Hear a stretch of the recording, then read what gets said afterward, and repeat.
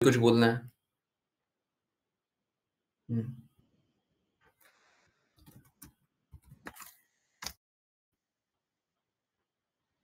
किसी को कुछ बोलना है? नहीं, कुछ भी बोलना चाहता है बोल सकता है।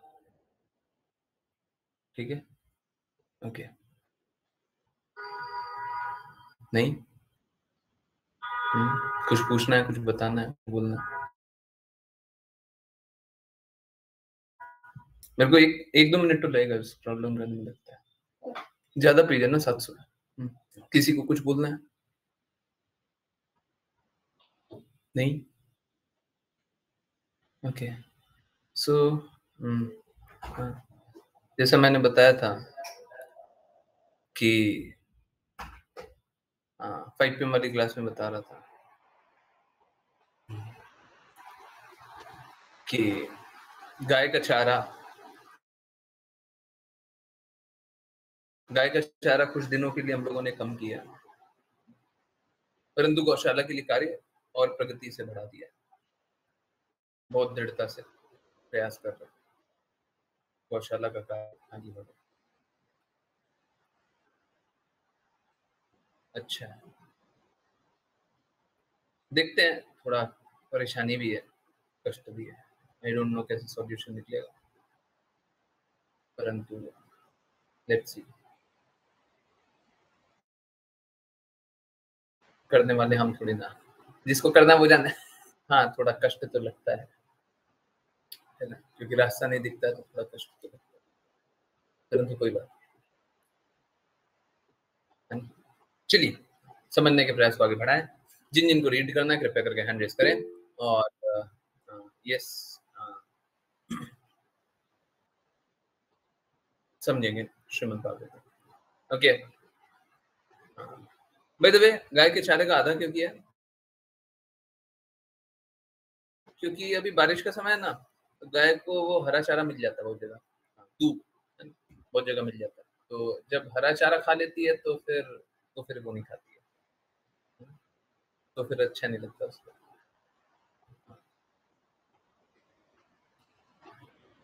ठीक है, ओके। हाँ, चलिए समझने के प्रयास को आगे बढ़ाएं।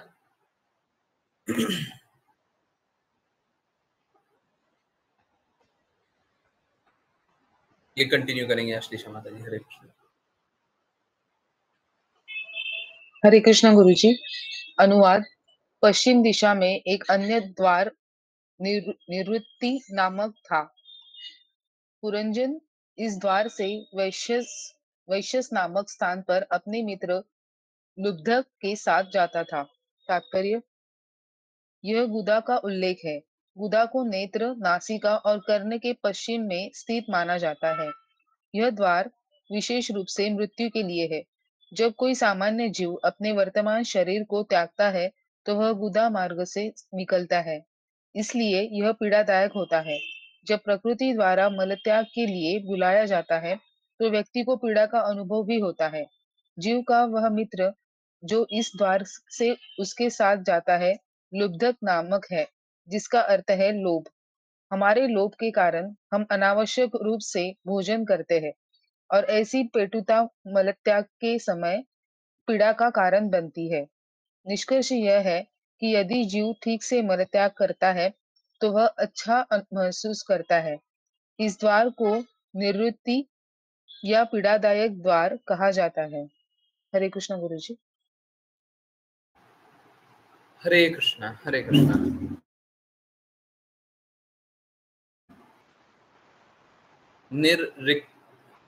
ऋणति। ओके, देखिए समझिए, कोई कितना भी आनंद लेने का प्रयास कर ले, हम जब इस भौतिक जगत में हैं, इस भौतिक शरीर में हैं, तो नित्य दिन कष्ट ही अनुभव करते हैं। ठीक है, स्वीकारिए। देखिए, जो सत्य है वो स्वीकारिए, मेरी बात मत स्वीकारिए।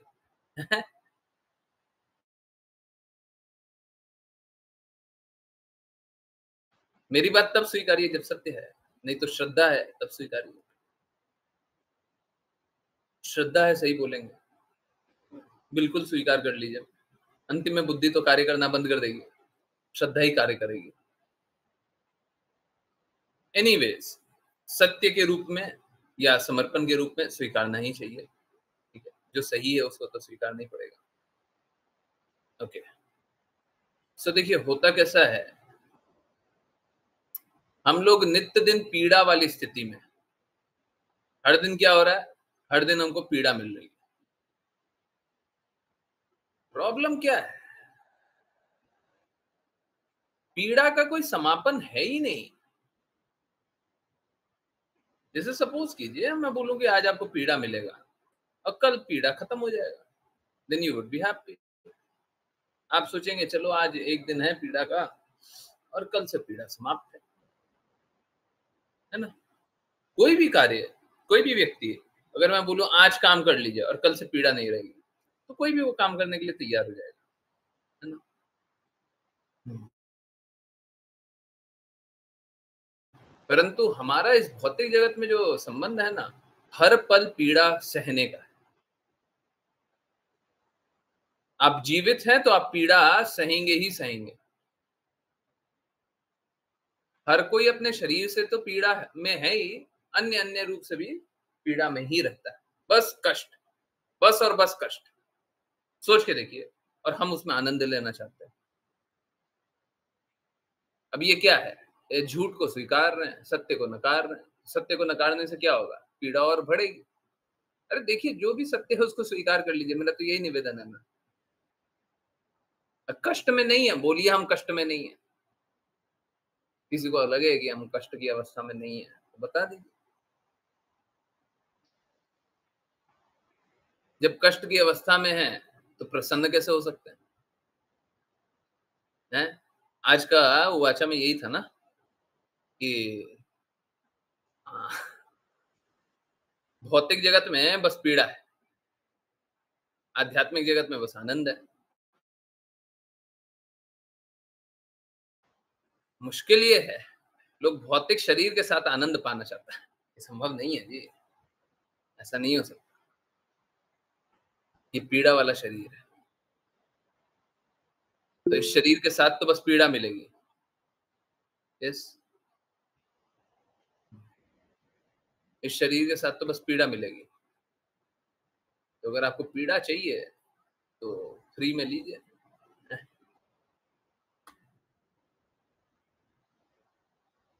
आइए इस जगत में आनंद लीजिए। देखिए यहाँ पे बताया गया है जब कोई शरीर त्यागता है, जब कोई शरीर त्यागता है तो वो गूदा, गूदा जानते ही होंगे, पीछे ना, जहां से मल त्याग करते हैं, उस मार्ग से निकलता है। अब देखिए, कुछ लोग हैं ना, कुछ लोग बोलेंगे कि देखिए शास्त्र की बात है, हम कैसे मान लें शास्त्र को, तो हम नहीं मानते, हम तो एथिस्ट जैसे हैं, है ना। हाँ, हमको ये सब पे है ना श्रद्धा नहीं है, हमको लगता नहीं है। देखिए श्रीमद् भागवतम तो कब का लिखा हुआ है ना, है? हमेशा था, हमेशा है, हमेशा रहेगा। उसमें कोई बदलाव बदलाव तो है नहीं, काट छाट तो है नहीं। आप देखिए आजकल आप लोग अनुभव करते होंगे, जिनने भी ये अनफॉर्चुनेट जो तरीका देखा हो, कोई शरीर त्याग रहा हो, है, तो लास्ट सिग्नल मालूम है क्या देखा जाता है? किसी को रिवाइव करने का थोड़ा सा अगर चांसेस रहता है, अगर सपोज कीजिए अनकॉन्शियस हो गया है, कोई अनकॉन्शियस है या कोई शरीर त्याग दिया है, बूढ़ा है, या फिर कोई ऐसा ही है जो जिसकी स्थिति बहुत ही चरमराई हुई है, डॉक्टर ने भी जवाब दे दिया, तो लास्ट जो साइन होता है ना, आप लोग बताइएगा किस किस ने अनुभव किया। लास्ट जो साइन होता है ना, मल त्याग का होता है। अगर किसी ने मल त्याग दिया, लास्ट में बेड पे ही मल त्याग दिया, फिर बोलते हैं अब तो वो नहीं रह सकता है। देखा, अनुभव किया? हरे कृष्णा। यस, अनुभव किया? Yes, no? हम्म, देखा, बाकी लोगों ने सुने? देखिए शास्त्र की बात, शास्त्र ऐसे ही है, शास्त्र ही है। देखिए कितना डेप्थ में, कितनी गहराई में बता रहा है। और ये क्यों होता है? यूरिन पास हो जाता है उस समय। क्या होता है? शरीर शरीर पूरे तरीके से कॉन्ट्रैक्ट होता है। क्या होता है? आप देखते भी होंगे, हाँ, जैसे ही कोई शरीर त्यागता है, शरीर कॉन्ट्रैक्ट होने लगता है। और होता कैसा है? पहले मल त्याग हो जाता है, आत्मा निकल जाती है ना? मल त्याग हो गया, आत्मा निकल गई, और फिर जो शरीर का बस एक लकड़ी का ढांचा बचा, इस प्रकार से। तो सैड ट्रुथ, स्थिति यही है। देखिए मेरा निवेदन यही है कि सुन करके भी कितना कष्टदायक लग रहा है ना, है? अनुभव करना तो बहुत दूर की बात है, सुन करके भी कितना कष्टदायक लग रहा है, नहीं लग रहा है? लग रहा है? Yes no? है? लग रहा है? कृपया करके फिर से मानव शरीर के लिए कार्य मत कीजिए, अब आध्यात्मिक शरीर के लिए कार्य कीजिए। ठीक है, एक बार पीड़ा हो, अगली बार नहीं होगा, है ना? हम लोग पढ़ते हैं जन्म मृत्यु जरा व्याधि, 4 प्रकार के कष्ट होते हैं शरीर को। वैसे तो इस स्तर पे भी बताया जा सकता है, परंतु जन्म मृत्यु जरा व्याधि, ये सब कोई देख रहा है, सबको ये अनुभव करते रहता है कि जन्म में पीड़ा माता को भी होती है, बच्चे को भी होती है। बहुत लोगों को छोटे राम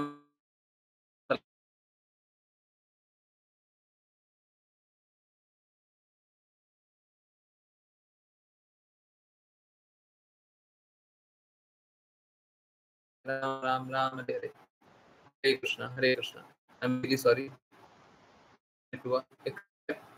मेरे को 30 सेकंड एक और बार डिस्कनेक्ट कर दीजिए, उसके बाद शायद नहीं, मेरे को 30 सेकंड एक बार।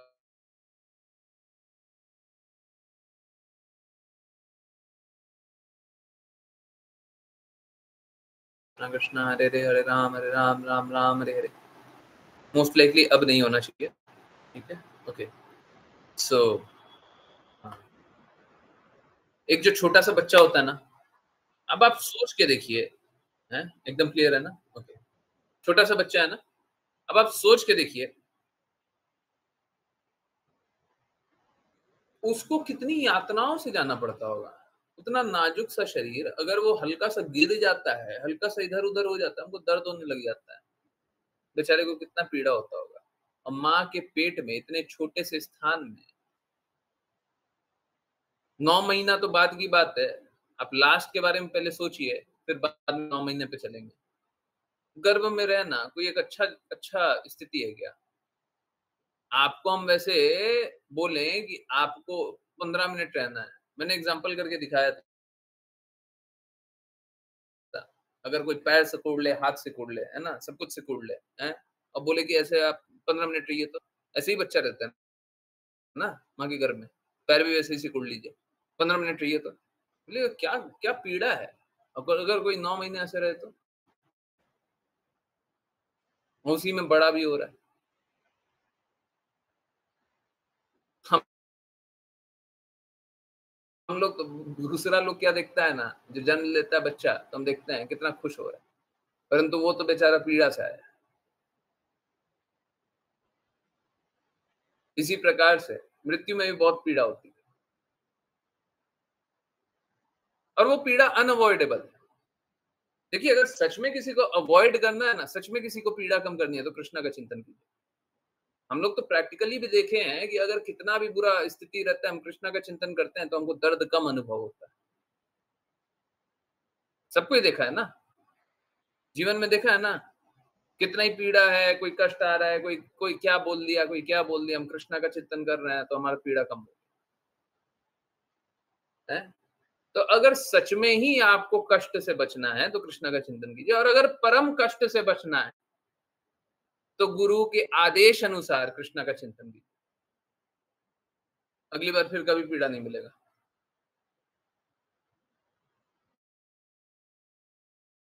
कभी पीड़ा नहीं मिलेगा। इसीलिए कृष्णा का चिंतन कीजिए। सारे कष्टों से बचाने वाले भगवान ही हैं।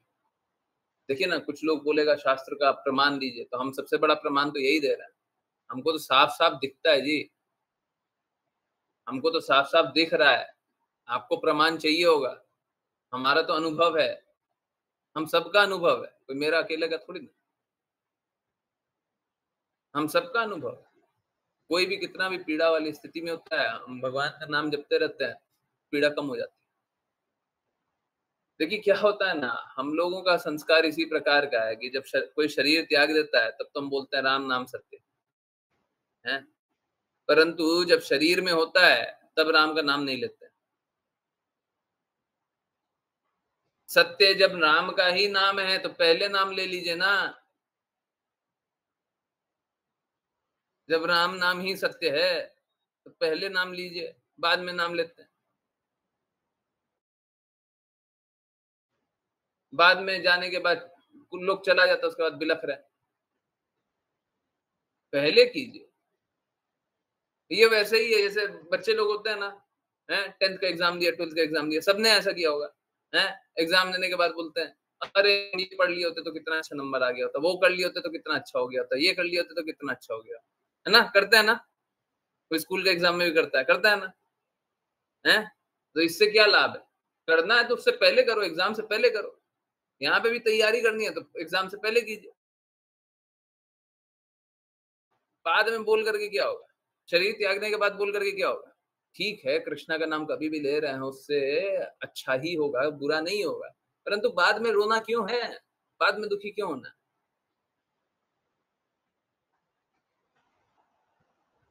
है ना? पहले उसके लिए पहले चिंतन कीजिए। मुश्किल नहीं है। पहले तो हम समय बर्बाद कर देते हैं और बाद में बोलते हैं भगवान का नाम नहीं लिया।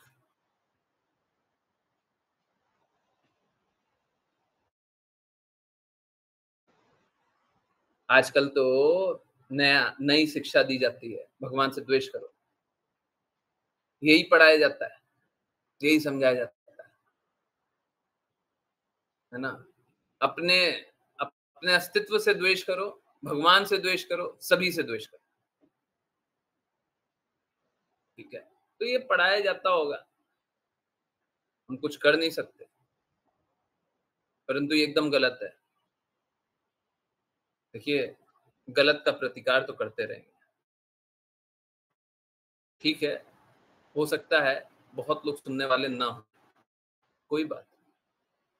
हम अपना प्रयास जारी रखेंगे। देखिए, बात कैसा है, अगर शुद्ध बोल रहे हैं और कुछ कम लोग भी सुन रहा है, तो भी हमको शुद्ध बोलना बंद तो नहीं करना चाहिए, क्योंकि लोग कम सुन रहे हैं। तो लोगों का तो प्रवृत्ति है, पाप कर्म जितना बढ़ाइएगा उतना जुड़ेगा और शुद्ध जितना बताइएगा उतना दूर होगा। हेल्थ जितनी गलत बातें बोलिएगा उतना साथ रहेगा। भीड़ चाहिए तो ये कीजिए, गलत गलत बोलिए। बोलिए, मैं आपको बड़ा सरल सा एग्जांपल दे रहा हूँ, सब कुछ ठीक हो जाएगा, भगवान सब अच्छा कर देंगे, बोलिए। देखिए अभी ऐसा प्रचार करना स्टार्ट कीजिए, आप लोग स्टार्ट कीजिए। आप लोग तो नहीं कर पाइएगा, क्षमता नहीं होगा ना, झूठ बोलने का क्षमता नहीं रहा होगा, परंतु इस प्रकार से बोलिए ना, सब कुछ भगवान के हाथ में छोड़ दीजिए, भगवान सब अच्छा करेंगे।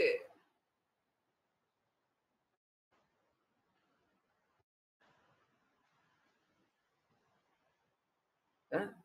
सुनने में बहुत अच्छा लगता है ना, मोटिवेशनल भी लगता होगा, लगता भी होगा कि भगवान की बातें चल रही है, पर ये भगवान की बातें नहीं चल रही है जी,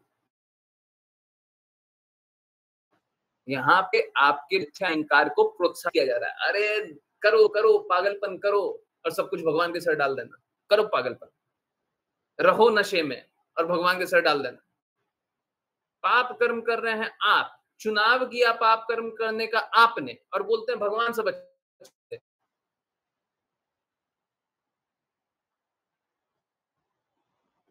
गलत रास्ते चलेंगे हम, और फिर सोचेंगे कि सब कुछ ठीक हो जाए। सही को छोड़ देंगे हम, और फिर बोलेंगे सही हो जाए। गलत कौन कर रहा है? कृष्णा सभी के हृदय में परमात्मा रूप में विद्यमान है, सभी को गाइड कर रहे हैं, सही स्वीकारिए। अब नहीं स्वीकार रहे तो जैसे श्रीमद् भागवत में बताया गया, हृदय के अंदर में परमात्मा रूप में विद्यमान है, बाहर में गुरु के रूप में भी विद्यमान। जो शुद्ध भक्त हैं, जो गुरु हैं, उनकी बातें सुनिए, उस अनुसार कार्य कीजिए।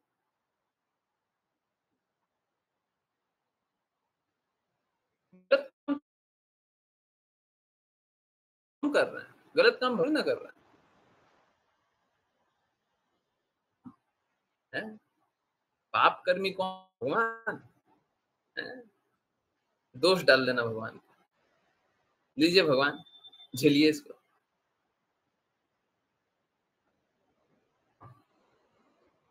ये सब चल ठीक है, चलिए करके। हाँ, हाँ। आप सही को स्वीकारिए, को स्वीकारिए। जब शुद्ध स्वीकारेंगे तो फिर गलत काम नहीं करेंगे, तो आपके साथ हाँ क्या रिजल्ट, प्रतिफल है। कर्मों का प्रभाव ऐसा ही है। अच्छा कीजिएगा, कर्मों के प्रभाव से नहीं होता, भक्ति तो कृपा से, गुरु की कृपा होती। आप कितना भी कोई भी कर्म कर लें, आप भक्ति नहीं कर सकते हैं अपने प्रयास से। गुरु की कृपा होती है, वो आपको प्रदान करते हैं। हमारा कोई हृदय नहीं होता भगवान के लिए धड़कने का। हम तो गुरु को देखते हैं, गुरु किस प्रकार से भगवान की सेवा करना चाह रहे हैं, उनका क्या हृदय है, उनकी क्या वाणी है, उसके अनुसार हम अपने आप को परिवर्तित करने का प्रयास करते हैं। भगवत गीता में बताया कि भी गया है, what ever a leader does common man follows.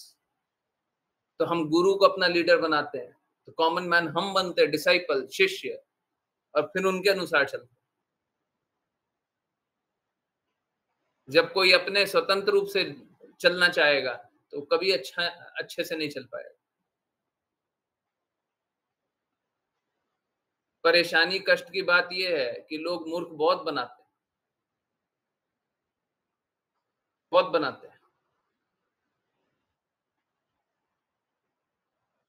और लोग मूर्ख बनना भी चाहता है, बस इतना ही नहीं है, लोग मूर्ख बनाते हैं, लोग मूर्ख बनना भी चाहते हैं।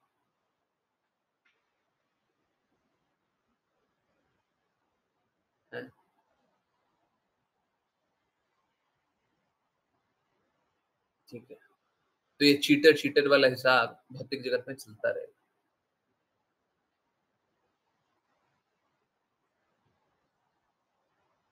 ठीक है, ओके नेक्स्ट।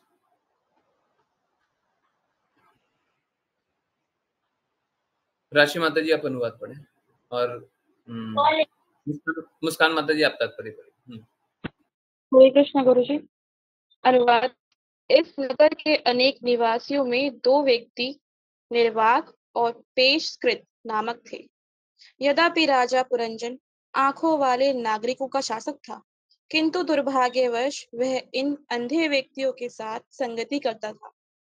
उनके साथ वह इधर उधर जाया करता था और विभिन्न क्रियाएं करता था। हरे कृष्ण गुरु जी। हरे कृष्ण गुरु जी। तात्पर्य, यहाँ जीवात्मा के हाथ पैरों का उल्लेख है। दोनों पैर बोलते नहीं और अंधे होते हैं। यदि कोई व्यक्ति केवल अपने पैरों पर भरोसा करके चलता है तो वह किसी गड्ढे में गिर सकता है या किसी वस्तु से टकरा सकता है। इस प्रकार अंधे पैरों के नेतृत्व में व्यक्ति का जीवन संकट में पड़ सकता है। कार्यत्र इंद्रियों में हाथ और पैर अत्यंत महत्वपूर्ण है, किंतु उनमें देखने के लिए आंखें नहीं होती। इसका अर्थ है कि हाथ पैरों में छिद्र नहीं होते, सिर में अनेक छिद्र होते हैं। दो आंखें, दो नासिका, 2 नासिका छिद्र, 2 कान और 1 मुख, किंतु नीचे भुजाओं और पैरों में कोई छिद्र नहीं होता। अतः भुजाओं और पैरों को अंध यानी अंधा कहा गया है। यद्यपि जीवात्मा के शरीर में अनेक छिद्र होते हैं, तथापि उसे अपने हाथों और भुजाओं से कार्य करना पड़ता है। यद्यपि जीवात्मा अनेक अन्य इंद्रियों का स्वामी होता है, किंतु जब उसे कहीं जाना हो, कुछ करना हो या किसी वस्तु को छूना हो, तो उसे अपने अंधे पैरों और हाथों का उपयोग करना पड़ता है। हरे कृष्ण गुरु जी। हरे कृष्णा हरे कृष्णा। तो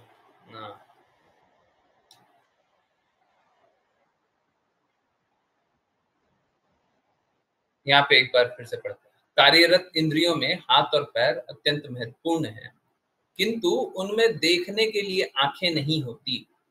इसका अर्थ है हाथों और पैरों में छिद्र नहीं होते, सिर में अनेक छिद्र होते हैं, ठीक है, 2 आंख में होती है। फिर से पढ़ते, यद्यपि जीवात्मा के शरीर में अनेक छिद्र होते हैं, तथापि उसे अपने हाथों और भुजाओं से कार्य करना पड़ता है। यद्यपि जीवात्मा अनेक अन्य इंद्रियों का स्वामी होता है, किंतु जब उसे कहीं जाना होता है, कुछ करना होता है या किसी वस्तु को छूना होता है, तो अपने अंधे पैरों और हाथों का उपयोग करना पड़ता है। यहाँ पे अंधा किस लिए बोला गया है, ये इंपॉर्टेंट है। देखिए, जहां पे भी छेद होता है ना, कोई भी छेद होता है, हम वहां से इंद्रिय भोग करना चाहते हैं। ओके, ठीक है, आंखों में छेद है, आंखों से इंद्रिय भोग करना चाहते हैं। यूट्यूब 2-2 घंटा देखते रहेंगे, बकवास कोई भी चीज है। भौतिक जगत में कुछ गंदगी चल रहा है, हम वो देखना चाहेंगे। नाक में छेद है तो गलत गलत चीजों का सूंघना चाहेंगे, हैं? ड्रग्स का सेवन भी तो ऐसे ही होता है ना, यही है ना। कान से भी गलत सुनना चाहेंगे, इंद्रिय भोग तो करना ही चाहते हैं। तो जहां जहां छेद होता है, हम इंद्रिय भोग करना चाहते हैं। हाथों और पैरों में कोई छेद नहीं होता, तो वो कार्य करता है। हम लोगों को अपने इंद्रियों का भी छेद इस प्रकार से ढक लेना चाहिए कि उसका भौतिक उपयोग ना हो। मतलब इन आंखों को भौतिक उपयोग के लिए उपयोग ही ना करें। सपोज कीजिए कुछ बुरा चल रहा है और अगर आप नहीं देखें, 2 बातें हैं, पहले मैं पहली बात बता रहा हूं, फिर दूसरी बात बताऊंगा। ओके, अगर कुछ बुरा चल रहा है और आप देखें ही नहीं, तो कितना अच्छा होगा ना। आपको उस कष्ट से दूर रहेंगे। कुछ बुरा चल रहा है, आप सुने ही नहीं, तो कितना अच्छा होगा ना, आपका मन विचलित नहीं होगा। कुछ खराब चीज है, मांस है, आप उसको जीभ पे लगाए नहीं, खाए नहीं, कितना अच्छा होगा ना, गंदगियों से बचे रहेंगे। तो हम लोगों को अपने इंद्रियों का उपयोग इस प्रकार से करना चाहिए कि हम ना तो बुरा, हम भौतिक कार्यों में इंद्रियों का उपयोग करें ना। अब यहाँ पे एक अपवाद है। अपवाद क्या है कि इसका मतलब क्या है, कुछ भी बुरा होता रहता है तो नहीं देखें। ऑलमोस्ट ऑलवेज, करीब करीब हमेशा ये नियम को पालन करना चाहिए, परंतु एक एक्सेप्शन, एक अपवाद है, और ये अपवाद भी बहुत बहुत महत्वपूर्ण है। सपोज कीजिए, जैसे मेरा हृदय गाय के लिए धड़कता रहता है ना, मुझे मुझे बुरा लगता है गाय का कुछ भी कष्ट होता है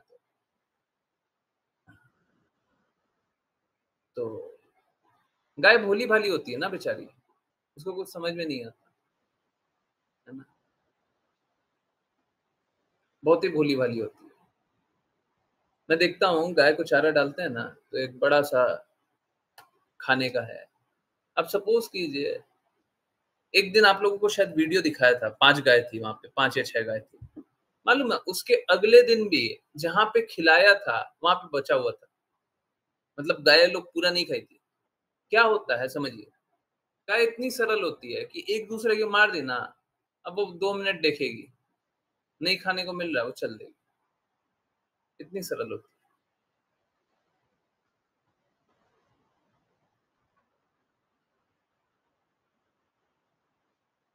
है ना। अब सोच के देखिए, उसको भूख लगा हुआ है पर वो छोड़ के चल देगी, कोई बात नहीं, हमको खाने को नहीं मिलेगा। गायों के साथ ऐसा नहीं होना चाहिए, गायों के साथ ऐसा नहीं होना चाहिए। अब क्या है, सपोज कीजिए मैं ये सब देख रहा हूं और मैं बोलूं कि नहीं कुछ बुरा हो रहा है ना, आंख बंद कर लेते हैं, ये हिपोक्रेसी है, ठीक है, ये नहीं करना है। हाँ, अभी तो बोले कुछ बुरा हो रहा है तो नहीं देखना है, अभी बोलते हैं बुरा हो रहा है तो देखना है।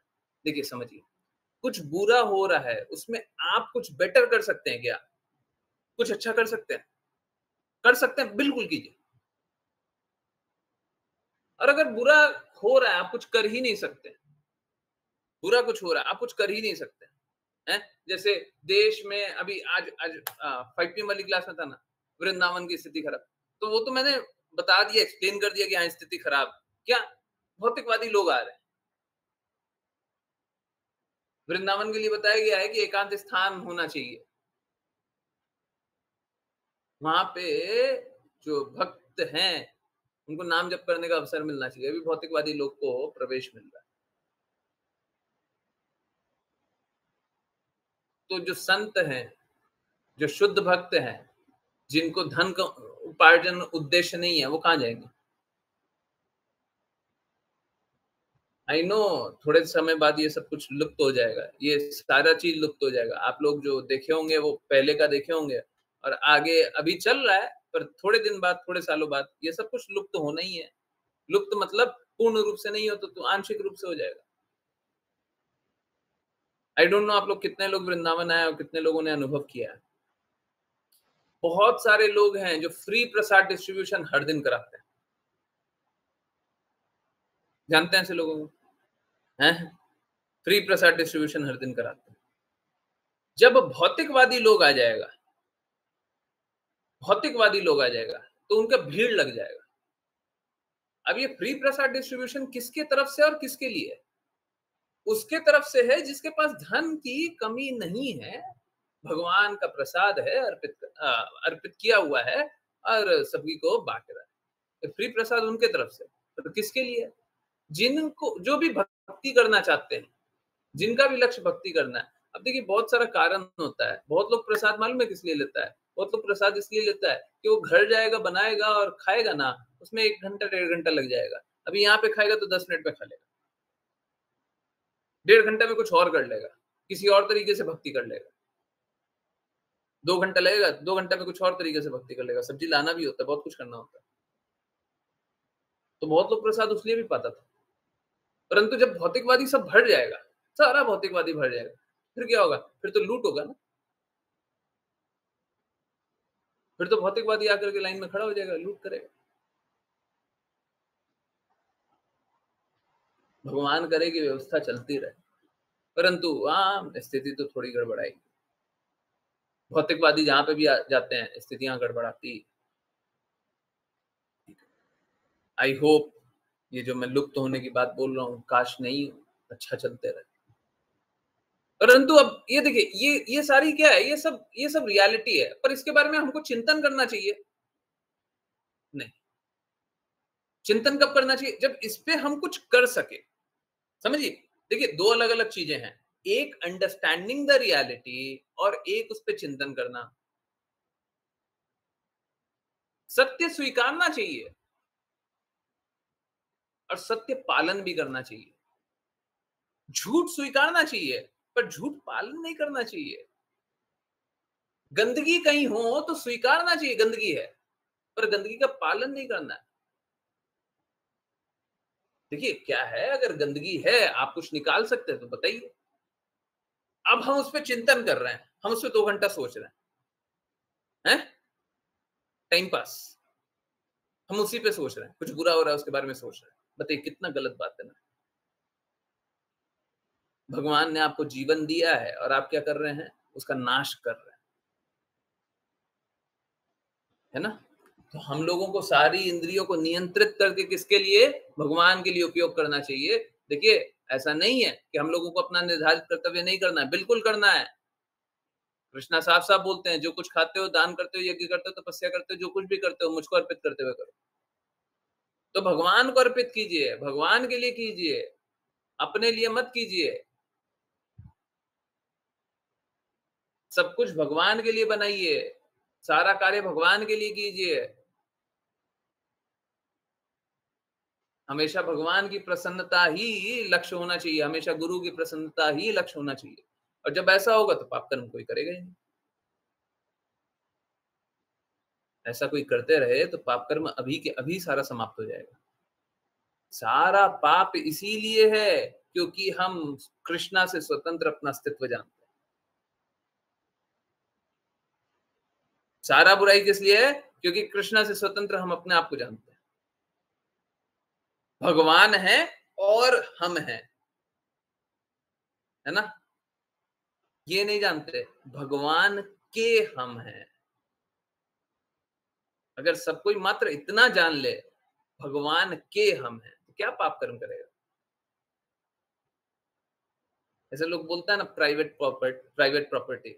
हम भगवान की प्राइवेट प्रॉपर्टी है जी, हैं? जैसे नचाना चाहे वैसे नाचेंगे, जो कराना चाहे वो करेंगे, हैं? तो लोगों को है ना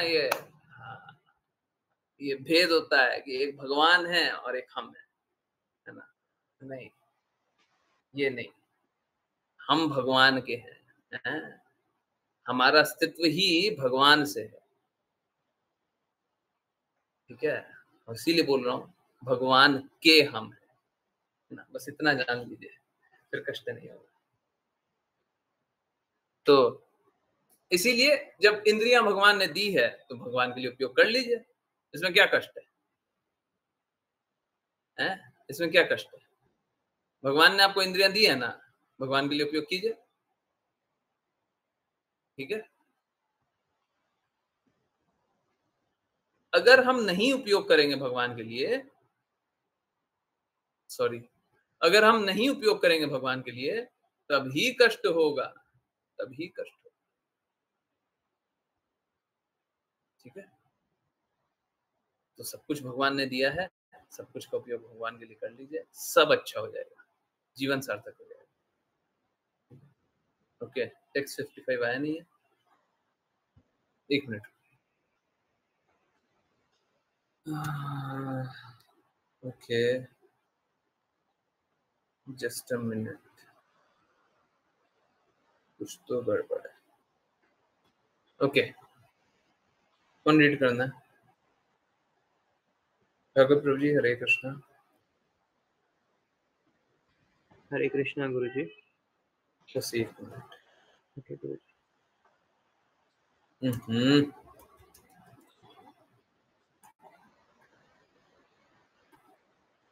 हरे कृष्णा, यस।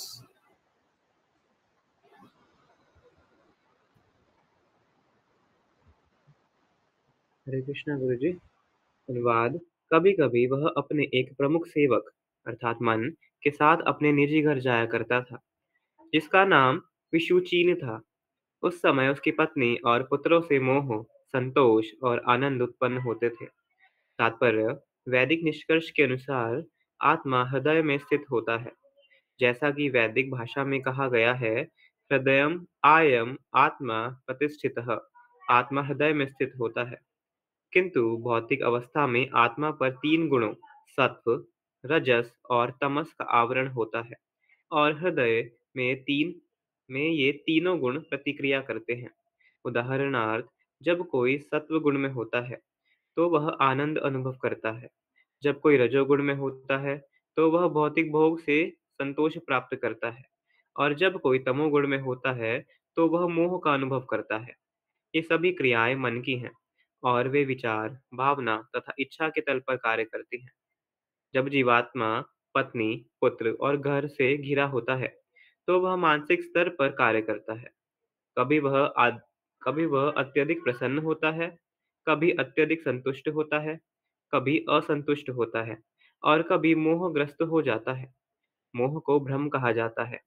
समाज, मित्रता और प्रेम से मोहित होकर जीवात्मा सोचता है कि उसका कथित समाज, मित्रता, प्रेम, राष्ट्रीयता समुदाय आदि उसकी रक्षा करेंगे। वह यह नहीं जानता कि मृत्यु के पश्चात उसे प्रबल भौतिक प्रकृति के हाथों में फेंक दिया जाएगा, जो उसे उसके वर्तमान कर्मों के अनुसार एक निश्चित शरीर स्वीकार करने के लिए बाध्य करेगी। यह शरीर मानव शरीर भी नहीं हो सकता। इस प्रकार समाज, पत्नी और मित्रता के बीच जीवात्मा की सुरक्षा की भावना इस जीवन में केवल भ्रम है। विभिन्न भौतिक शरीरों में बंद सभी जीवात्माएं भौतिक भोग की वर्तमान क्रियाओं से मोहित हो जाती है। वे अपने वास्तविक कर्तव्य को भूल जाती है, जो है भगवत धाम वापस लौटना। हरे कृष्णा गुरु जी।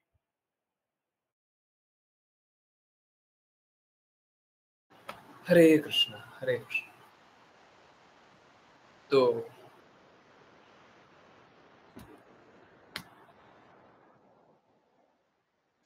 आप लोगों ने सुना ही होगा, हमेशा सुनते रहे होंगे, जीवन भर सुने होंगे कि मनुष्य की आवश्यकताएं होती है रोटी, कपड़ा और मकान, है ना।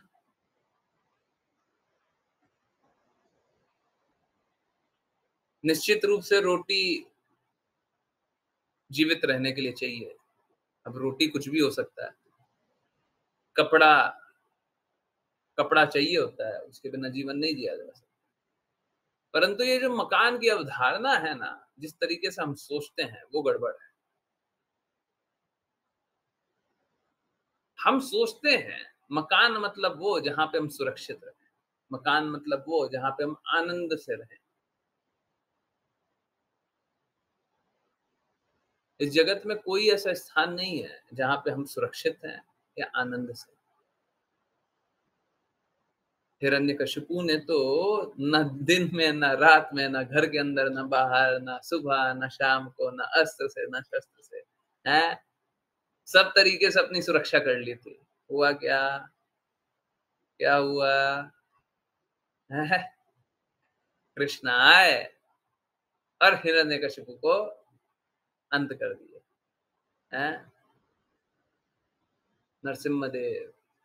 नरसिम्हदेव ने हिरण्यकशिपु का अंत कर दिया। हम जो इस जगत में सुरक्षा समझते हैं वो एक्चुअली में सुरक्षा नहीं। देखिए, कोई भी, आप किससे सुरक्षा समझते हैं? पुलिस से सुरक्षा समझते हैं? क्या पुलिस बुरा नहीं करती?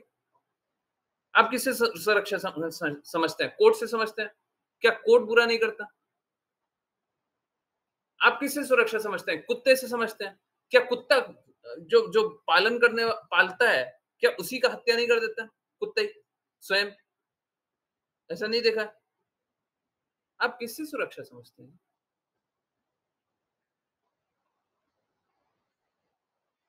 कौन आपको सुरक्षित कर सकता है? मैं तो एकदम क्लियरली बता रहा हूं, आप भगवान का नाम लेते रहिए, आप हमेशा कितने भी कष्ट में होंगे, नहीं कष्ट अनुभव होगा, अब सुरक्षा नहीं हो गया। इट्स लाइक एक शील्ड बना हुआ है, आगे से एक शील्ड बना हुआ है।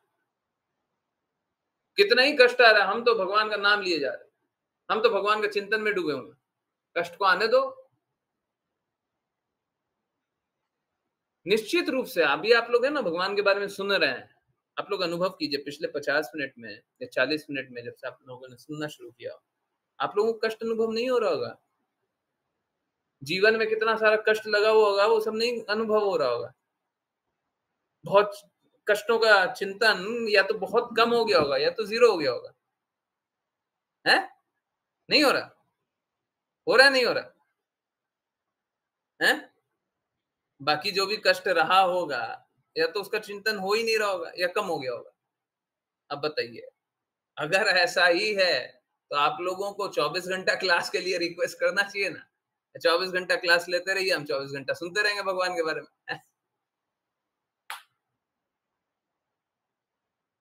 देखिए, बुरा मत मानिएगा, ये असलियत है और किसी के साथ मतलब ये पार्शियलिटी नहीं है। अगर कम हो रहा है, ठीक है, देखिए दो बातें हैं, या तो कम हो रहा है या तो खत्म हो गया। कम हो रहा है, कम होने का कारण मालूम है क्या है? कम होने का कारण है या तो आप शुद्ध रूप से नहीं सुन रहे हैं या तो मैं शुद्ध रूप से नहीं सुना रहा। कम होने का अर्थ यही है, असलियत यही है। कि हमेशा शून्य हो जाना चाहिए। हम ध्यानपूर्वक नहीं सुन रहे हैं, या तो ध्यानपूर्वक बताने वाला ध्यानपूर्वक नहीं बता रहा, दोनों में से कुछ भी हो सकता है।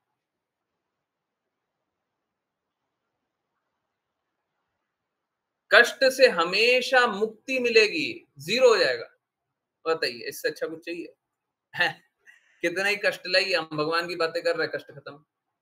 परंतु गुरु के पास जाना है ना, गुरु के पास जाना ये बड़ा चैलेंजिंग होता है। गुरु के पास जाना ये बड़ा संकट वाला स्थिति होता है, कष्ट वाला स्थिति होता है। ये इसलिए क्योंकि गुरु हमारी भौतिकता स्वीकार नहीं करते। ये होता है, भौतिक स्थिति स्वीकार नहीं करते। सही में गुरु होगा ना, वो बोलेगा क्या भौतिकता है, भगवान का चिंतन क्यों नहीं कर रहा, सब कुछ भगवान ने बनाया है, भगवान का चिंतन नहीं करते। भगवान ने तो कितना सरल कर दिया, जो कुछ करते हो मेरे को अर्पित करते हुए करो, हैं कितना सरल कर दिया, तुम फिर भी भगवान का चिंतन नहीं कर रहे हो। तो गुरु के पास जाना मुश्किल इसलिए होता है क्योंकि गुरु हमारा भौतिक प्रकृति को एक्सेप्ट नहीं करते। बोलते हैं तुम्हारा भौतिक प्रकृति होना ही नहीं चाहिए, तुम तो मूर्ख हो जो भौतिक प्रकृति, भौतिक स्थिति में बंधे हो, मूर्ख हो, तुम्हारी तो आध्यात्मिक प्रकृति होनी चाहिए। और गुरु का एक और काम है, इस भौतिक जगत में जो भी इस प्रकार से और किसी प्रकार से भौतिक अवस्था में बद्ध हो रहा हो, या कुछ ऐसी व्यवस्था बन रही हो, कुछ ऐसा स्थिति बन रहा हो जिसमें लोग भौतिक अवस्था में बद्ध हो रहा है, तो गुरु उससे निकालते हैं। गुरु और शुद्ध भक्त सारे सिचुएशन को हमेशा ही अच्छा करते हैं। सब कोई विनाश के रास्ते जाता है, पूरा समाज विनाश के रास्ते चलता है। हमको भक्ति नहीं करनी है, हमको प्रेम नहीं चाहिए, हमको द्वेष करना है, हमको सबका बुरा करना है, हम सबका नाश कर देंगे। गुरु भगवान को लेकर के आता है, शुद्ध भक्त भगवान को लेकर के आते हैं, उनके विषय में बताते हैं। और फिर क्या होता है, फिर लोगों का हृदय परिवर्तित होता है, भगवान का चिंतन करते हैं, कष्टों से मुक्त होते हैं, द्वेष से मुक्त होते हैं, गंदगी से मुक्त होते हैं, प्रेम में स्थित हो जाते हैं। गुरु और शुद्ध भक्ति ये करता है। परंतु इसमें होता कैसा है, इसमें होता ऐसा है कि बाकी लोगों का, बाकी लोग जो भी हो, जो श्रोतागण है, उसका तो भौतिकता शून्य नहीं हुआ ना। ठीक है, सुन करके बहुत अच्छा अनुभव हो रहा है, पर भौतिकता शून्य नहीं हुआ। इस अवस्था में वो भौतिकता को छोड़ना चाहता ही नहीं है। कैसा होता है, इट्स लाइक आप समझिए बात को, आप अगर गुरु की बातें नहीं सुन रहे हैं तो ये माया देवी है, माया देवी है ना। आपके बुरे गुण है, कुछ ना कुछ बुरे गुण है, माया देवी आपको खींचते जा रही है, खींचते जा रही है, खींचते जा रही है। असहाय रूप से आप माया देवी की कठपुतली बन रहे हैं, ना चले। गुरु की बात सुनते हैं ना तो ये माया देवी का अट्रैक्शन कम होता है और गुरु की बातों के तरफ जाते हैं। माया देवी से दूर जाते हैं, गुरु की बातों की तरफ जाते हैं। नहीं तो स्वाभाविक रूप से तो हम तो माया देवी के ही प्रति आकर्षित होते हैं, उसी की बात सुनते हैं। क्यों? क्योंकि हमें मलिनता है और हम अपनी मलिनता को छोड़ना नहीं चाहते। तो बात यही होता है कि अगर गुरु नहीं बताए, शुद्ध भक्त नहीं बताए, तो हम माया देवी के ही प्रति आसक्त रहेंगे, हम हमेशा पाप कर्म करेंगे, हम कभी भक्ति नहीं करेंगे और कभी हम इस बद्ध जगत को नहीं छोड़ेंगे, हम भगवत धाम जाने का सोच भी नहीं सकते। गुरु इस बात को स्वीकारते नहीं, बोलते हैं क्यों संघर्ष कर रहे हो, क्यों कष्ट की अवस्था में हो, क्यों रो रहे हो, क्यों दुखी हो, भक्ति करो, रास्ता बता रहे, चलो। अब लोगों को लगता है, समझिए स्वाभाविक स्थिति उनकी क्या है, स्वाभाविक स्थिति आकर्षण होना माया देवी के प्रति। वो बोल रहे हैं कि हमको यही छोड़ देना बोलिएगा, हम जीवन जीना छोड़ दें, हैं? आप भक्ति बता रहे हैं, भगवान से प्रेम बता रहे हैं, इसका मतलब कि हम जीवन जीना छोड़ दें? आपको जीवन जीने नहीं छोड़ने बोला जा रहा है, आपको जीवन को नियमित करने बोला जा रहा है, गंदगी से दूर होने बोला जा रहा है। हमारी स्वाभाविक स्थिति यही होती है, नहीं नहीं हमको तो गंदगी में रहने दो, हैं? वो इंद्रदेव की कहानी है ना, हैं? पास्ट टाइम कि उनको कोई श्राप मिल गया था फिर शायद ब्रह्मा जी आए थे ना, ब्रह्मा जी आए थे, इंद्रदेव को बोल रहे थे अब तुम्हारा श्राप खत्म हो गया है। श्राप में क्या मिला था कि शूकर, सुअर बन जाओ और मल में खेलो।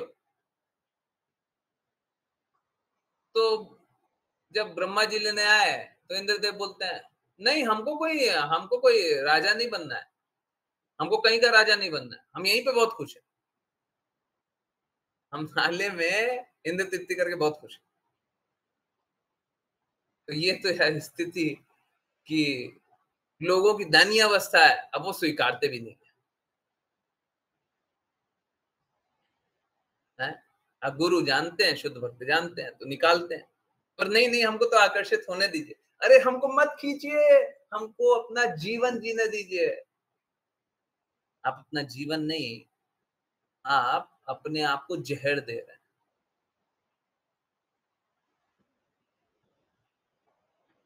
भौतिक जगत में हम अपने आप को जहर देते हैं। देखिए क्या होता है, सपोज कीजिए कोई अगर जहर खाएगा तो क्या होगा, शरीर त्याग देगा। हम लोग क्या कर रहे हैं, हम लोग अपना ये जो मानव शरीर मिला है इसमें जहर खा रहे हैं, डेली जहर खा रहे हैं। जहर कैसे खा रहे हैं कि जब शरीर त्यागेंगे ना तो 84 लाख योनियों का कष्ट सहेंगे। क्यों? क्योंकि जब शरीर मिला तो इसका लक्ष्य तो प्राप्त कर नहीं रहे। अगर सपोज कीजिए कि आप कोई एक एम्प्लॉय को रखें और उसको बोलें कि देखो तुमको क्या करना है, तुमको ये काम करना है, बहुत सरल सा काम बोले, अब वो एम्प्लॉय 10 दिन बाद काम करता ही नहीं है, तो आप उसे निकालिएगा कि नहीं निकालिएगा? कुछ नहीं काम करता, बैठा हुआ है, आप निकालिएगा नहीं निकालिएगा? बोलिएगा बैठे रहो, निकाल दीजिएगा। ठीक इसी प्रकार से हम लोगों को मानव शरीर मिला है, मानव शरीर का अगर हम लक्ष्य प्राप्त नहीं करेंगे तो हमको इस अवस्था से निकाल दिया जाएगा। फिर कौन सा अवस्था? चूहा, बिल्ली, गिलहरी, कुछ भी 84 लाख योनियां हैं, पता नहीं क्या क्या बन जाएंगे, और फिर संघर्ष झेलते रहिए। गुरु को ये संघर्ष दिखाई देता है, लोगों को संघर्ष दिखाई देता है। देखिए प्रभु जी, आप बोलते हैं हमको कृष्णा का नाम का चिंतन करना पड़ेगा, आप बोलते हैं हमको नाम जप करना पड़ेगा, कितना कष्ट है। तो गुरु को ये कष्ट दिखाई देता है कि 84 लाख योनियों को जब कष्ट सहोगे तब कैसे कष्ट रहेगा?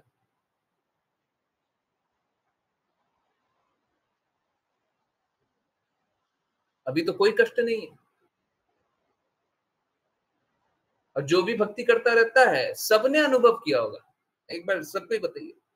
जब 16 माला जपने बोले तो किसी को अवस्था था कि जप ले, बाद में सबको ही जपाना है, ऐसे ही हुआ था ना है? पहले तो हमको लग रहा था कि हम जप ही नहीं सकते, समय ही नहीं है, मौका ही नहीं मिलता है, बाद में सबको ही जपने लगे। तो हमेशा ऐसे ही होता है, भगवान व्यवस्था कराते हैं, आप व्यवस्था कराने वाले नहीं हैं। आप व्यवस्था नहीं करते, आप तो अपनी इच्छा बताते हैं हमको भगवान चाहिए कि नहीं चाहिए, बस। आप तो अपनी इच्छा बताते हैं हमको गुरु की वाणी स्वीकार्य है कि नहीं, आप तो अपनी इच्छा बताते हैं हमको गुरु का आदेश स्वीकारना है कि नहीं स्वीकारना, ये आप बस इतना ही करेंगे। व्यवस्था आप नहीं बनाइएगा, आप 16 माला नहीं कर सकते हैं, ये गुरु ही व्यवस्था बनाएंगे। परंतु आप अपनी स्वीकृति देते हैं, जी गुरु जी आप जैसा बोलते हैं हम वैसा करना चाहते हैं, बस। फिर गुरु व्यवस्था बना देते हैं, फिर कृष्णा व्यवस्था बना देते हैं, और वही सबके साथ होता ही है, हर बार वही होता है। करने वाले तो कृष्णा है। आज का वो आया था ना पोस्ट, अभी थोड़ी देर पहले, है क्या आया था? है बहुत अच्छा सा पोस्ट था, क्या था? है जो कुछ हो रहा है उसके पीछे कारण है, समझ में आए या ना आए, है ना? उसके पीछे कारण कौन है? कौन है? परम आकर्षक है, वही कारण है, वही कर्ता भी है, वही कारण भी है। हरे कृष्ण। चलिए करते हैं वैष्णव प्रणाम मंत्र, और फिर किन्हीं की कहीं से भी कुछ भी कैसी भी जिज्ञासाएं हो बिल्कुल पूछिए। जिन किन्हीं को वैष्णव प्रणाम मंत्र करना हो कृपया करके हैंड रेज करें। ओके, मुस्कान माता जी हरे कृष्ण। हरे कृष्ण गुरुजी। वांछकल्पतरुभ्यश्च वांछकल्पतरुभ्यश्च कृपा सिन्धुभिः वचा कृपा सिन्धुभिः पतितानां पावनेभ्यो पतितानां पावनेभ्यो वैष्णवेभ्यो नमो नमः। वैष्णवेभ्यो एक रिक्वेस्ट हिमांशी माता जी, आप दोनों वैष्णव प्रणाम मंत्र करें। हरे कृष्ण प्रभु जी। जी प्रभु जी। वाञ्छकल्पतरुभ्यश्च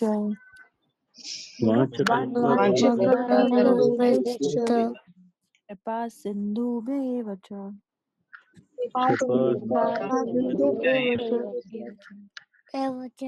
पतितानां पावनेभ्यो वैष्णवेभ्यो नमो नमः। अनंत कोटि वैष्णव वृंद की जय भक्तिवेदांत स्वामी श्रील प्रभुपाद की जय भक्ति सिद्धांत सरस्वती ठाकुर गौर विश्वदास बाबू जी, भक्ति विनोद ठाकुर, जगन्नाथ दास बाबू जी, राम हरिदास ठाकुर की जय श्री मातम भक्तनाथ जी, गोपाल भक्तदास रघुनाथ की जय जय श्री कृष्ण चैतन्य प्रभु नित्यानंद श्री अद्वैत गदाधर श्री गौर भक्तवृंद की अभी आए।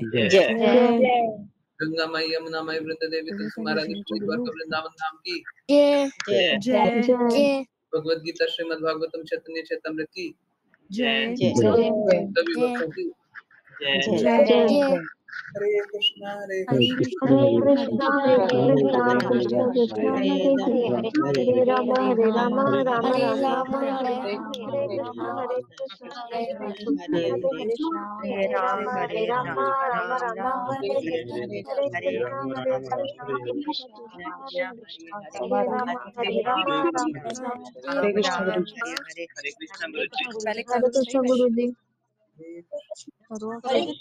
कृष्ण प्रभु जी। हरे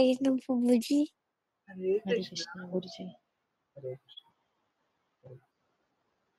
हरे कृष्णा एवरीवन, बहुत बहुत धन्यवाद सभी का ज्वाइन करने के लिए। यस, किन्हीं की कहीं से भी कुछ भी कैसी भी कोई भी जिज्ञासा है, अनम्यूट कीजिए, हैंड रेज कीजिए, पूछिए, संकोच मत कीजिए।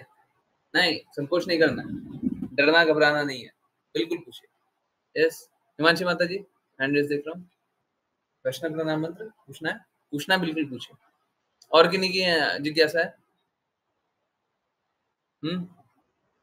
जल्दी से। हरे कृष्णा गुरुजी, मुझे डाउट जी, अभी हमने ऊपर पढ़ा कुछ ऐसा कि जो तमोगुण में है वो मोह में है, और जो रजोगुण में है उनका कुछ ऐसा भौतिक मतलब इन्फ्लुएंस है या भौतिक फैक्शन है, कुछ ऐसा। तो उन दोनों में अंतर क्या है? हरे कृष्णा हरे कृष्णा। देखिए क्या है, 3 गुण हैं। अब यहाँ पे है ना, जो सतोगुण के बारे में था, यहीं पे लिखा हुआ है, जो सतोगुण के बारे में था, हाँ यही तो हाईलाइटेड है ऊपर। जो सतोगुण के बारे में था वो देखिए, शास्त्रों का इस प्रकार का बार बार हम लोगों ने भगवत गीता में भी देखा, यहाँ पे भी देखते हैं, बार बार देखते हैं। सतोगुण कभी कभी भौतिक स्तर का सतोगुण होता है, कभी कभी शुद्ध सात्विक को ही सतोगुण लिख दिया जाता है, वो भी एक्चुअली में सत्वगुण है ना, दोनों ऑल्टरनेटिवली यूज हो जाता है। तो सतोगुण को एक बार के लिए बाद में जानते हैं, सबसे पहले तमोगुण से स्टार्ट करते हैं। देखिए, तमोगुण में जो होता है, मोह में होता है। मोह कैसा होता है? मोह वो सत्य नहीं होता। जैसे आपको किसी चीज का मोह है, तो मोह जब है, जैसे सपोज कीजिए आपको किसी किसी किसी वस्तु का मोह है, ठीक है, किसी भी वस्तु का मोह। मोह जब वस्तु का है, तो वस्तु क्या आप रियली यूज कर रहे हैं? नहीं। जैसे सपोज कीजिए आपको किसी कपड़े का मोह है, ठीक है, ये जो मोह की अवस्था है, ये क्या है? ये भ्रम की अवस्था है। प्लीज समझिए, रियलिटी क्या है? रियलिटी है कि आप उसके साथ हैं। सपोज कीजिए आपको किसी पुत्र की, माता को पुत्र या पुत्री की मोह रहता है ना, रहता है। मोह नहीं होना चाहिए। वास्तविकता है कि पुत्र मेरे सामने है, तो पुत्र से वार्तालाप कीजिए, पुत्र से व्यवहार कीजिए। अब पुत्र नहीं है, उसके पीछे रो रहे हैं। मोह के कारण क्या होता है? अब पुत्र कहीं चला गया, अब मोह है हमारा मोह, तो उसके कारण क्या करते हैं? रोते हैं, याद करके रो रहे हैं। अब क्या वो रियलिटी है? नहीं, ये रियलिटी नहीं है। ठीक है, मोह भ्रम की अवस्था होती है और भ्रम हमको कष्ट देता है। मोड ऑफ इग्नोरेंस या तमोगुण भ्रम की अवस्था होती है, सत्य से दूर हो जाना, यही मोह है। अरे देखिए, जो भी वास्तविकता है उसको स्वीकारिए, मोह करके क्या करना है? किसी भी चीज के प्रति मोहित होकर के या मोह रख के क्या करना है? दूसरा, रजोगुणी। देखिए, रजोगुणी कैसे होते हैं? रजोगुणी को अत्यधिक धन चाहिए, लाभ चाहिए, हित चाहिए, ये चाहिए, चाहिए चाहिए चाहिए चाहिए, है ना? अत्यधिक भोग करना है? देखिए, जो तमोगुणी होते हैं वो कैसे करते हैं? शास्त्र के ठीक विपरीत कार्य। अब देखिए, समझिए, जैसे यहाँ पे मोह के बारे में है ना, अब मोह शास्त्र के ठीक विपरीत कैसे है? इसी को आप कृष्णा का चिंतन में रख दीजिए। अगर हम किसी वस्तु से मोहित हो रहे हैं और मोह में हम अपने आप को दर्द में फील कर रहे हैं, बहुत बच्चे होते हैं ना, स्कूल में बच्चे जाते हैं, वो याद करते रहते हैं स्कूल में, घर जा करके उस खिलौने से खेलेंगे, है ना? करते हैं ना? अब क्या है, वो ना तो स्कूल में अच्छे से पढ़ पाएंगे, क्योंकि स्कूल में क्या कर रहे हैं? उस खिलौने के बारे में सोच रहे हैं। बहुत लोग ऑफिस जाता है तो घर परिवार से मोह है हमको, तो क्या करता है? घर परिवार के बारे में सोच रहा है, तो ऑफिस में पहले तो तुम काम नहीं कर पाओगे। ठीक है, जब तुमको काम करना है, निर्धारित कर्तव्य करना है, तब तो तुम कुछ और सोच रहे हो। तो मोह क्या करता है? हमको वास्तविकता से दूर कर देता है। हमको किसी प्रकार का मोह नहीं होना चाहिए, जो रियलिटी है उसको स्वीकारिए। अगर बच्चे इसी को स्वीकारने लग गए कि देखो अब हम स्कूल आ चुके हैं और स्कूल आकर के तो पढ़ाई होती है, ये होता है, ये वो होता है, तो उसमें पढ़ेंगे, सीखेंगे, जानेंगे, करेंगे। अब क्या हम इल्यूजन के मोड में रहें, भ्रम में ही, भ्रम की अवस्था में रहें, तो बताइए क्या होगा हमारा? ठीक है, रजोगुणी कैसे होते हैं? रजोगुणी को सब कुछ चाहिए, चाहिए क्यों? इंद्रिय भोग करना है। ठीक है, और जो सतोगुणी होते हैं वो शुद्ध स्तर पे होते हैं। अब भौतिक सतोगुणी और शुद्ध सात्विक की बात कर लेते हैं। भौतिक सतोगुणी कैसे होते हैं? वो शांत अवस्था में होते हैं, है ना? उनको विकारों में नहीं डूबे होते हैं। ठीक है, अपना अच्छा हितकारी कार्य करते हैं। शुद्ध सात्विक क्या करते हैं? शुद्ध सात्विक अपने आप को शुद्धतम अवस्था में रखते हैं। देखिए, शुद्ध और शुद्धतम में फर्क है। हाईएस्ट लेवल शुद्ध, और उसमें क्या होगा? उसमें आप किसी भी विकार से दूर होंगे। ये है शुद्धतम अवस्था।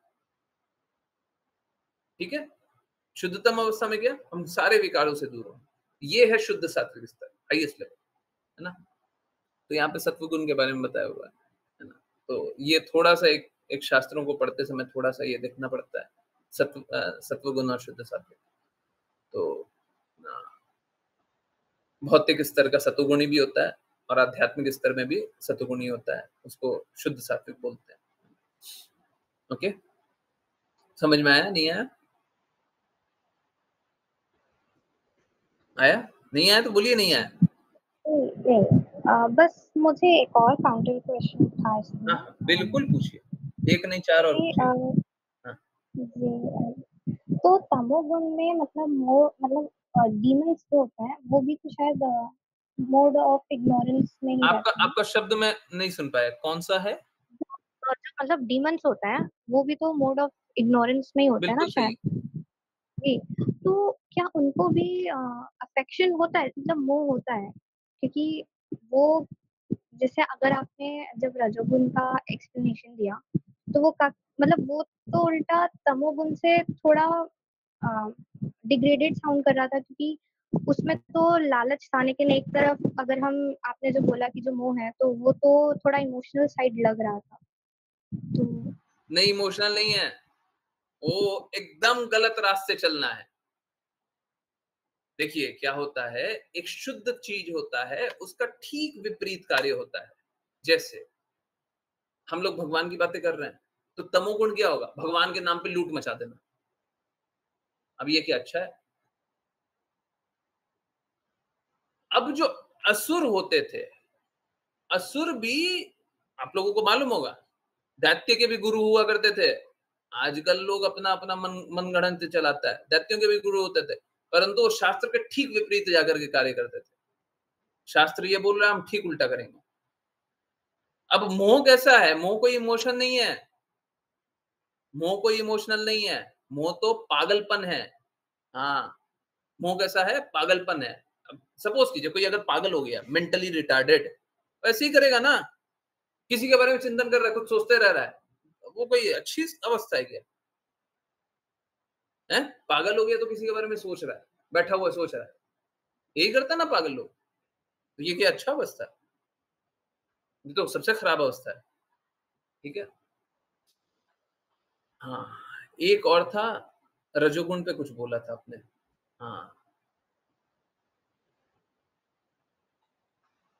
जी, मैं ये कह रही थी कि जैसे वो तो काफ़ी आपने रजोगुनी लोगों को तो काफ़ी मतलब ऐसा ग्रीडी या लालची दिखाया। तो हाँ, मुझे लगा कि तमोगुनी लोगों का थोड़ा इमोशनल साइड था। तो मुझे लगा कि उल्टा रजोगुनी लोगों का आप जो क्वालिटी बता रहे हैं वो और खराब है। लेकिन नहीं, अब मुझे समझ गया। जी, लेकिन जैसे जो आपने बोला कि वो थोड़े मेंटली रिटार्डेड लोग ऐसे सोचते हैं। लेकिन जैसे जो माताएँ होती हैं, वो भी तो अपने बच्चों के लिए काफ़ी जब वो लोग देखिए, चले जाते हैं, तो उसी हाँ, मोड में रहती हैं। देखिए देखिए समझिए बात को। अगर वो ऐसा कर रही हैं, अगर वो ऐसा कर रही हैं, तो 2 अवस्था होती है, 2 अवस्था। या तो प्रेम की अवस्था होगी या मोह की अवस्था होगी। दोनों एकदम अलग है, दोनों एकदम अलग है। प्रेम में भी हम विरह अनुभव करते हैं, मोह में भी हम उसी के बारे में चिंतन करते हैं, हैं? परंतु प्रेम शुद्ध स्तर में बेटा-बेटी इससे उससे हो ही नहीं सकता है। यही रियलिटी है। क्या होता है कि चाहे कोई कितना भी शुद्धता मेंटेन करने का कोशिश कर ले, इस भौतिक जगत में शुद्धता है ही नहीं। माता का कोई ना कोई एक्सपेक्टेशन होता है पुत्र से, पुत्री से। किसी ना किसी प्रकार का एक्सपेक्टेशन होता है। तो एक्सपेक्टेशन है वहां पे, आपका प्रेम कहाँ है? असली प्रेम मालूम है कब होता है? असली प्रेम का एक लक्षण, वो भी शुद्ध नहीं होता।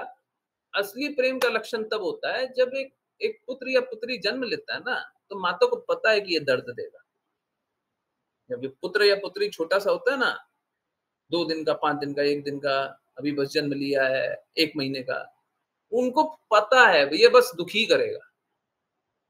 माँ फिर भी उसे दूध पिलाती है, उसकी गंदगियों को साफ करती है, उसकी सेवा करती है, जो भी हो सकता है सब कुछ करती है। अगर शुद्ध प्रेम को देखना है आप, आजकल वो भी दूषित होते जा रहा है। भौतिक जगत जैसे जैसे आगे बढ़ रहा है, सब दूषण बढ़ते जा रहा है।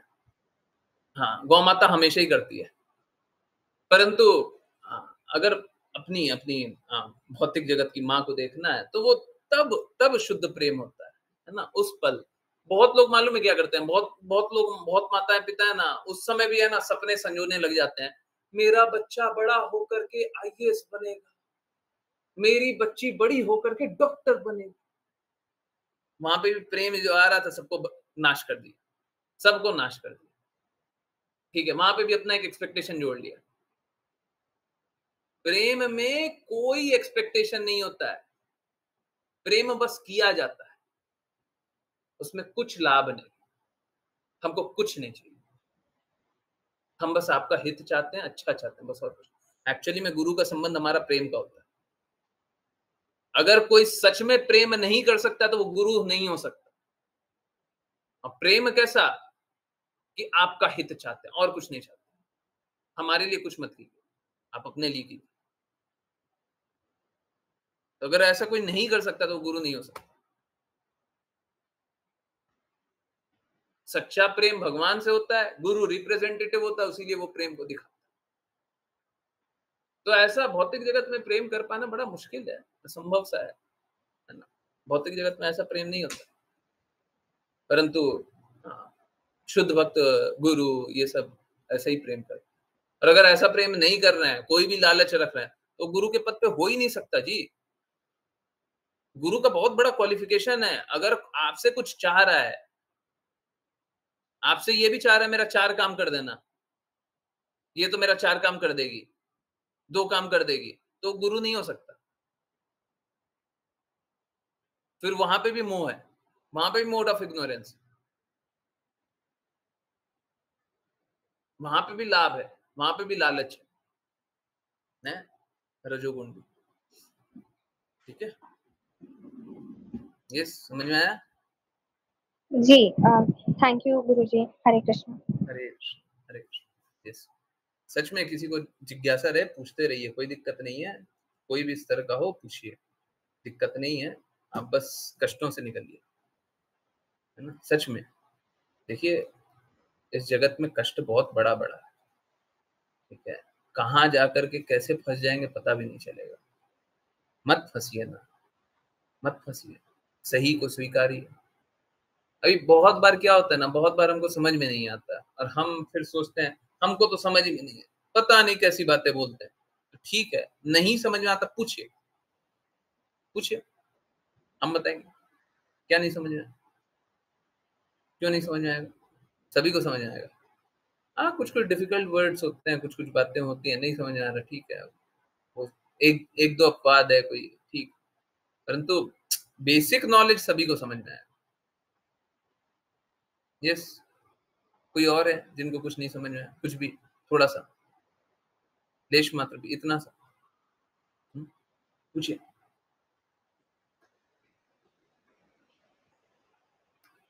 कुछ भी पूछना है,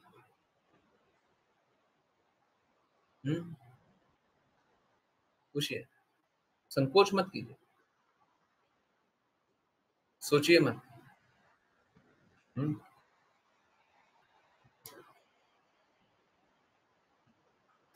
हरे कृष्ण, पूछिए पूछिए।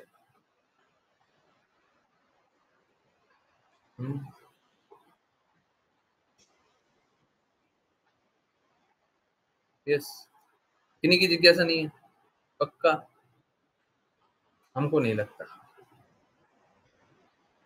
जिज्ञासा तो है, पूछ नहीं रहा है, ठीक नहीं है, कुछ रहे तो पूछ लेना चाहिए। नहीं, नहीं पूछना है, पक्का।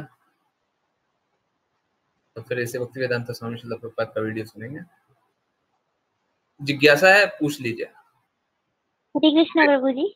हरे कृष्ण जी, मुझे पूछना था, हरे कृष्ण, आवाज आ रही है?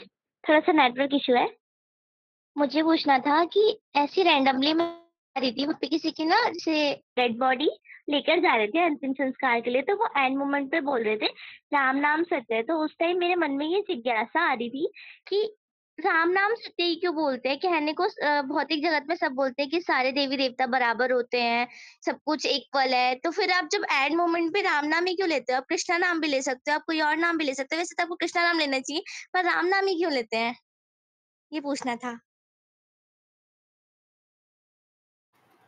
ऐसा कोई स्पेसिफिक रीजन नहीं है, देखिए समाज ने बना दिया है, समाज ने बना दिया, कोई शास्त्रों का कोई इसमें कोई ये नहीं है कि शास्त्र में ऐसा अनुमोदित है कहीं पे कि राम नाम ही लीजिए, है ना। ठीक है, कोई बात नहीं, राम नाम ले रहे हैं, प्रभु श्री राम और कृष्णा में कोई अंतर नहीं है, कोई अंतर नहीं, ठीक है।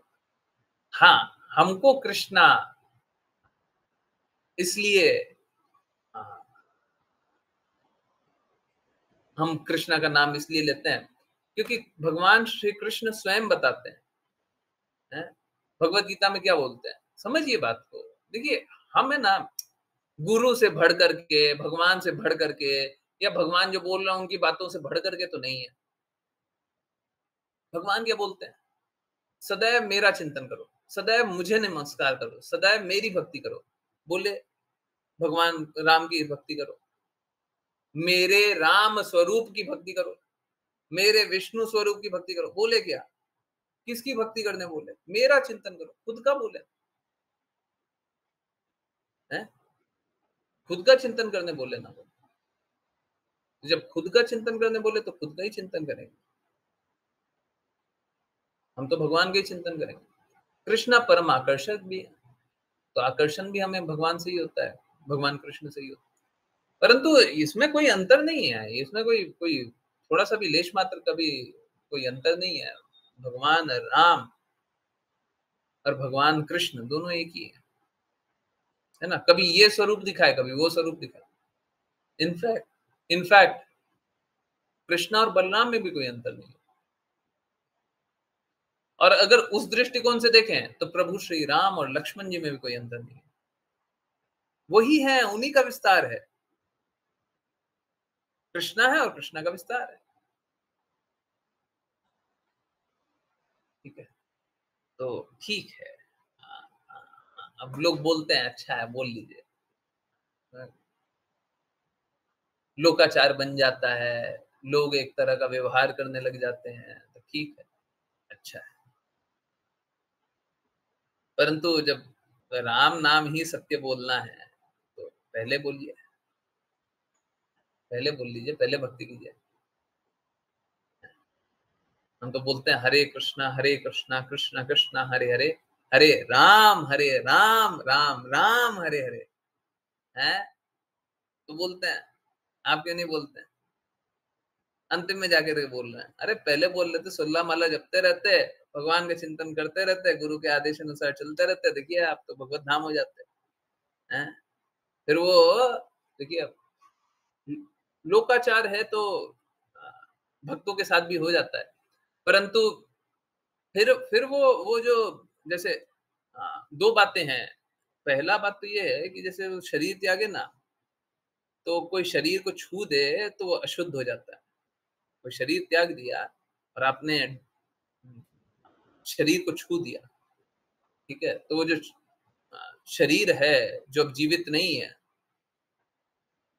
शरीर से आत्मा निकल गई है, अब उसको छू देंगे तो अशुद्ध हो जाते हैं, हो जाता है ना। आकर के नहाते ना, सब नहाता है ना, है? सही बात है ना? Yes no? है? नहीं है ना?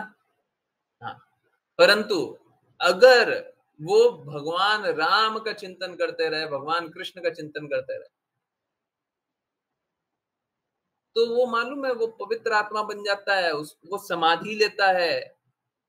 और समाधि का अगर हाथ पैर छुए तो वो अशुद्ध नहीं होता है।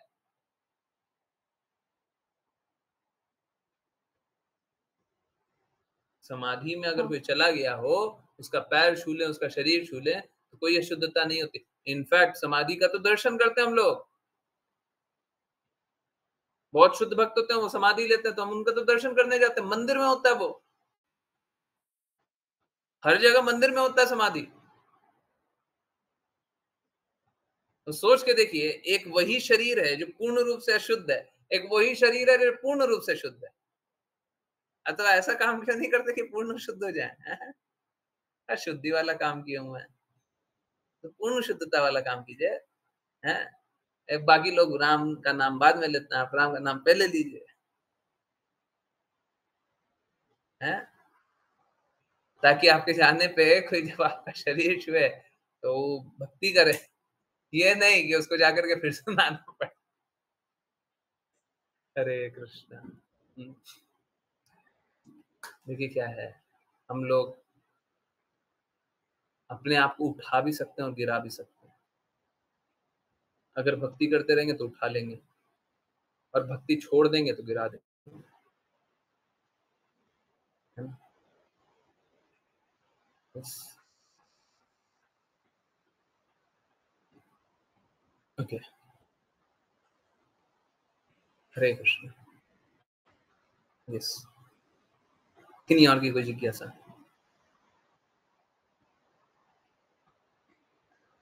कुछ पूछना है, कुछ जानना है, कुछ बोलना है?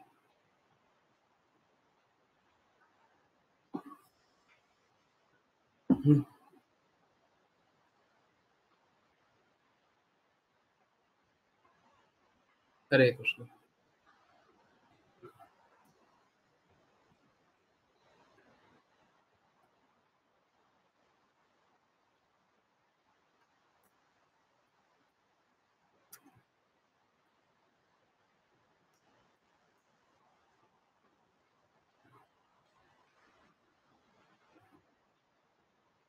यस, किसी को जानना है?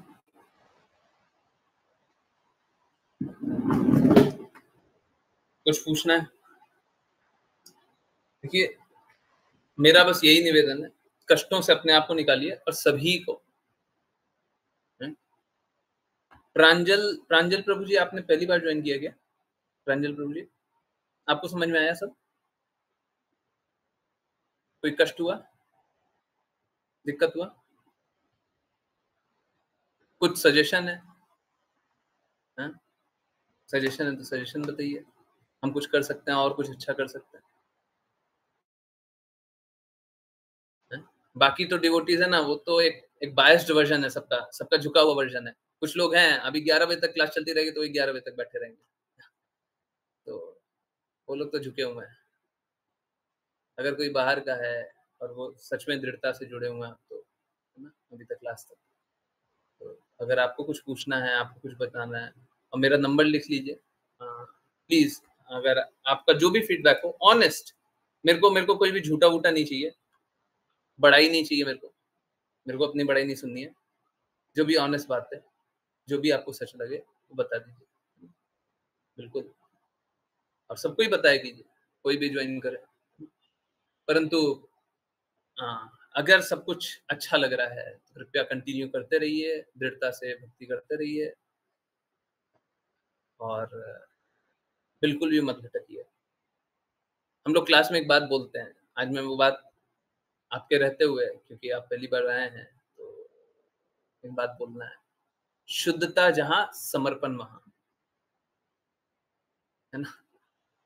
जहां पे शुद्धता दिखे वहां पे समर्पण कीजिए, ऐसे ही नहीं समर्पण कर दीजिए, कहीं पे भी समर्पण कर दिया, ठीक है। तो अगर शुद्धता दिखे तब समर्पण कीजिएगा। गुरु जी, बुरी आत्मा और अच्छी आत्मा सभी लोग निचले हिस्से से निकलते ही हैं। हाँ, सबका निकलने का तो वही विधि है, सबका निकलने का वही विधि है। परंतु क्या होता है, जब कोई भगवान का चिंतन कर रहा है तो उसको कष्ट नहीं होता, कष्ट नहीं होता। भगवान भक्तों को कभी कष्ट होने ही नहीं देते हैं। और भक्त कष्ट में कब क्यों नहीं होता है? अब सोच के देखिए, प्रहलाद महाराज को कितना सारा कष्ट हुआ है। पिता ने यहाँ पे मरवाने का कोशिश कर दिया, सांप के कोठरी में भर दिया, ऊपर से फेंक दिया, आग से जलवाने का कोशिश, सब कर लिया, है ना। अब क्या प्रहलाद महाराज को कष्ट नहीं अनुभव होता? अगर हमारे साथ कुछ ऐसा थोड़ा सा भी हो जाएगा ना, हम सदमे में पहुंच जाएंगे और रोते रहेंगे, हैं? हमारे पिताजी हमारे साथ ऐसा कर दिए, हम सदमे में चले जाएंगे। परंतु प्रहलाद महाराज नहीं करेंगे। क्यों? क्योंकि वो भगवान का चिंतन कर रहे हैं, भगवान के प्रेम में डूबे हुए, उनको कष्ट अनुभव हुआ ही नहीं, ठीक है। तो अगर आप भक्ति करते रहेंगे तो कष्ट अनुभव नहीं होगा, भक्ति नहीं करते रहेंगे तो जाइए कष्ट अनुभव होगा, ठीक है। तो जैसे कृष्णा बोलते हैं ना, सूक्ष्म से सूक्ष्मतर, स्मॉलर देन द स्मॉलेस्ट और बिगर देन द बिगेस्ट, बड़े से बड़े। अगर सूक्ष्म पीड़ा हो रही है तो आपको अनुभव होगा, एकदम छोटा सा, एकदम कण भर नहीं होगा। तो पीड़ा छोटे से छोटा भी हो सकता है, बड़े से बड़ा भी हो सकता है, परंतु पीड़ा होगा कब? जब आप भगवान का चिंतन नहीं करते रहेंगे तब पीड़ा होगा, नहीं तो ऑलमोस्ट कुछ नहीं, ऑलमोस्ट कोई दर्द नहीं। तो भगवान का चिंतन करते रहिए बस। ये तो देखिए, ये क्या है ना, ये टेस्ट है। अगर आपको भगवान की बातों पे श्रद्धा है, गुरु की बातों पे श्रद्धा है, तो भाड़ में जाए सब कुछ, जैसा गुरु बोलेंगे वैसा करेंगे। और जब ये श्रद्धा है तो पीड़ा नहीं होगा, और जब तक ये श्रद्धा नहीं है, गुरु ने बोला तो है पर हो सकता है पीड़ा हो भी जाए, पीड़ा नहीं होगा तो कितना अच्छा होगा। अब पीड़ा होगा, अब होगा, ठीक है। अश्रद्धालु को कृष्णा प्रकट नहीं होते, है ना। भगवान भगवत गीता में यही बताता, अश्रद्धालु को प्रकट नहीं होता। ठीक है, तो भगवान के चिंतन कीजिए, भक्ति कीजिए दृढ़ता से। ओके, बहुत बहुत धन्यवाद सभी का ज्वाइन करने के लिए। ज्वाइन करते रहिए, चैंट करते रहिए, कृष्णा के नाम पर प्रचार करते रहिए, कृष्णा के प्रेम को प्रचार करते रहिए, सदा कृष्ण के प्रेम में दृढ़ स्थित रहिए। हरे कृष्ण। हरे कृष्णा प्रभु जी। हरे कृष्ण गुरु जी। हरे कृष्ण गुरु जी। हरे कृष्ण।